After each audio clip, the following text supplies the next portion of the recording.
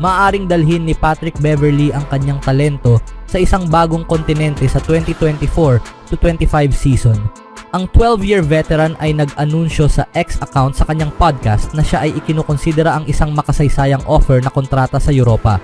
Sinabi niya na siya ay iniisip ang kanyang mga pagpipilian sa pagitan ng isang overseas deal o isang veterans minimum contract sa NBA. Ginugol ni Beverley ang 2023 to 24 season sa pagitan ng Philadelphia 76ers at Milwaukee Bucks na may average na 6.2 points, 3.3 rebounds at 2.9 assists sa 73 games. Nilaro niya ang 5 magkaibang prangkisa mula noong 2021 at hindi pa nag-sign ng multi-year contract mula pa noong 2019. Ang veterans minimum para kay Beverley ay may halagang $3.3 million ayon sa Spotrac dahil lumampas na siya sa 10-year service. Siya ay nananatiling isang magandang karagdagang depth na magdadala ng depensa at humigit kumulang 20 minutes bawat gabi sa isang team, ngunit maaaring makahanap ng mas malaking papel at mas matatag na pangmatagalang sitwasyon sa isang foreign league. Iniulat ng Greek journalist na si Thanos Chibos na seryosong interesado ang Hapoel Shlomo Tel Aviv ng Israeli Premier League kay Beverley.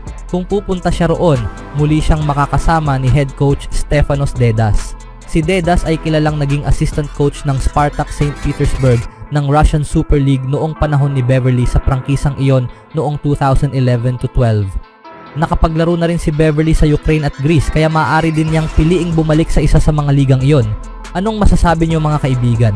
Ano kaya ang dapat piliin ni Pat Beverley? Sa ibang balita naman mga kaibigan, si Danny Green, isang 3-time champion sa NBA, ay host ng basketball camp sa buong Texas kamakailan. Sa isang panayam sa mga mamamahayag sa isang event sa Edinburgh, Texas, ipinahayag ni Green ang kanyang pagnanais na makabalik sa NBA at open siya sa mga pagkakataon na bumalik kahit na siya ay 37-year-old na. Gusto kong bumalik kung magkakaroon ako ng pagkakataon.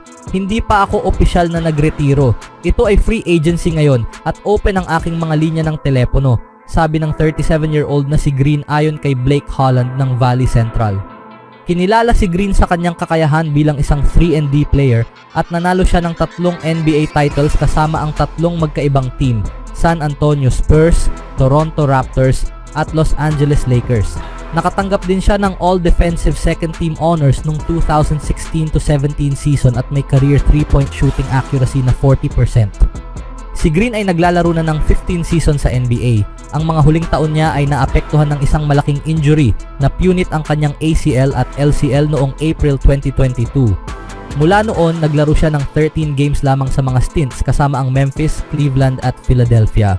Bago siya umalis sa 76ers, naiulat na pumayag si Green na bawasan ng $300K ang kanyang sweldo upang matulungan ang team sa mga tax considerations.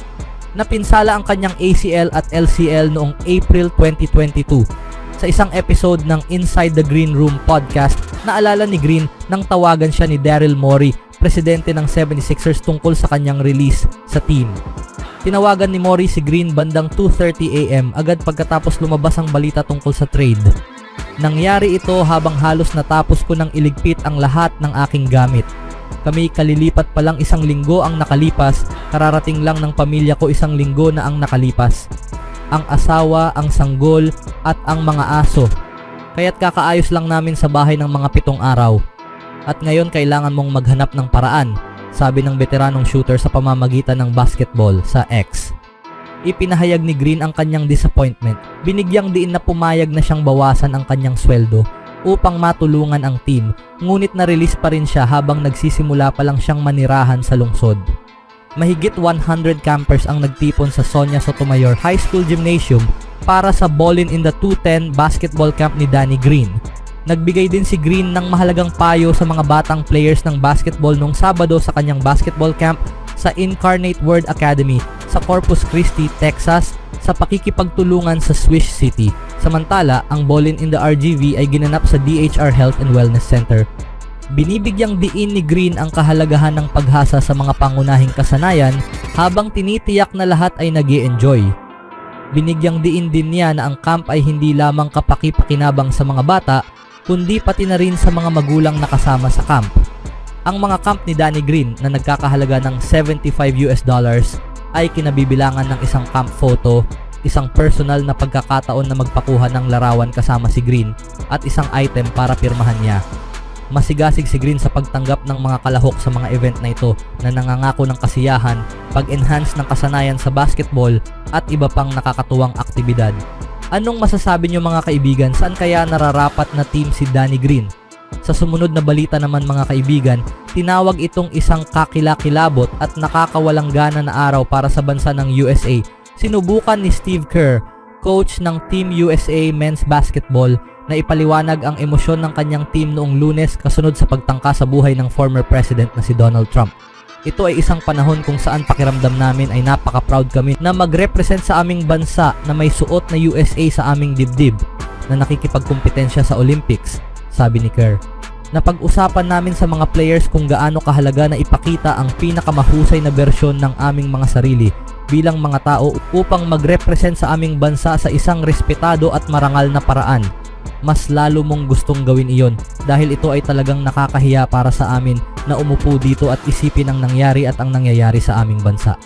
Si Kerr, na ang ama na si Malcolm ay pinatay noong 1984 sa Beirut, Lebanon, ay may mahabang kasaysayan sa batikos, sa karahasan, sa baril. Si Malcolm Kerr ay pinatay ng grupong militanteng Islamic Jihad dahil nagsilbi siya bilang pangulo ng American University of Beirut. Ito ay isang napaka-nakakawalang gana na araw para sa aming bansa at isa na namang halimbawa na hindi lamang ating politikal na pagkakabahabahagi kundi pati na rin ang kultura ng baril, sabi ni Steve Kerr, isang 20-year-old na may dalang AR-15 na nagtatangkang barilin ang former president. Mahirap iproseso ang lahat at nakakatakot isipin kung saan ito patungo dahil sa mga isyong umiiral na sa bansa. Kaya ito ay isang kakilakilabot na araw. Salamat sa Diyos at hindi tinamaan si Trump, pero ito ay talagang nakakawalang gana sa lahat ng paraan. Sa isang post sa social media, sinabi ni Trump na siya ay tinamaan ng bala na tumagos sa itaas na bahagi sa kanyang kanang tainga sa isang rally sa Butler, Pennsylvania noong Linggo. Agad siyang dinala mula sa entablado ng mga ahente ng Secret Service. Ang kanyang tainga ay puno ng dugo. Maagang umaga ng Lunes, kinilala ng FBI ang pinaghihinalaang bumaril na si Thomas Matthew Crooks, 20-year-old.